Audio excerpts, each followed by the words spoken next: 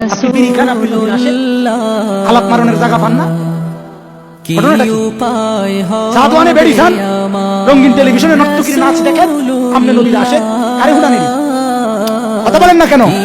কারে হুনান? কারে?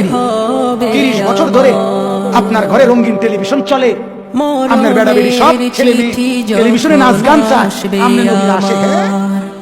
আমরা বুঝি না এগুলা। আমি বললাম পরিষ্কার, রাসূলুল্লাহ সাল্লাল্লাহু আলাইহি ওয়াসাল্লামকে কষ্ট দিয়েন না।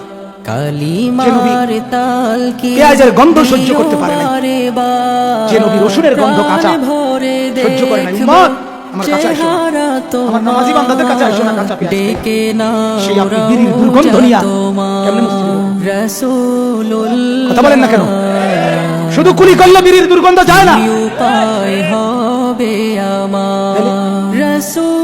আপনি বলেননি একজন মানুষের কষ্ট হয় কিনা?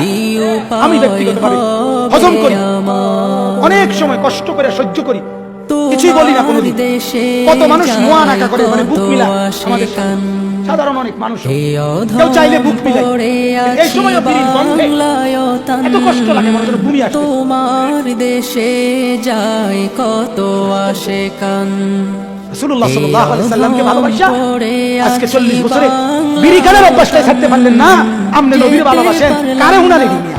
আমি দেশেতে তোমার ডেকে নাও রওজা তোমার রাসূলুল্লাহ।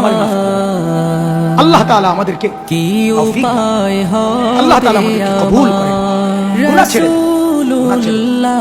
রাসূলুল্লাহ সাল্লাল্লাহু আলাইহি ওয়াসাল্লাম সুন্নাতকে ভালোবাসেন। বলেন ইনশাআল্লাহ, বলেন ইনশাআল্লাহ।